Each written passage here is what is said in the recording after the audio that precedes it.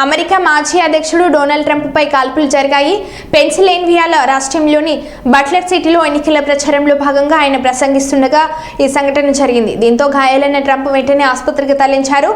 America మాజీ అధ్యక్షుడు Donald Trump కాల్పులు కలకలం రేపాయి. బుల్లెట్ ఆయన చెవిని తాకుతూ వెళ్లడంతో రక్తస్రావమైంది. గాయపడిన అనంతరం ట్రంప్ పిడికిలి బిగించి నినాదాలు చేస్తున్న వీడియో వైరల్ అవుతుంది. దుండగుడి కాల్పుల్లో సాధారణ పౌరుడు మరణించినట్లు సమాచారం. మరోవైపు ట్రంప్ కాల్పులు జరిపిన నిందితుని భద్రతా సిబ్బంది మట్టుబెట్టారు. ఎన్నికల ర్యాలీలో దుండగుడి కాల్పుల్లో గాయాల పాలైన అమెరికా మాజీ అధ్యక్షుడు డొనాల్డ్ ట్రంప్ ఆరోగ్యం ప్రస్తుతం మెరుగ్గానే ఉన్నట్లు ఆయన ప్రతినిధి స్టీవెన్ తెలిపారు. స్థానిక మెడికల్ సిబ్బంది ఆయనకు చికిత్స అందించినట్లు పేర్కొన్నారు.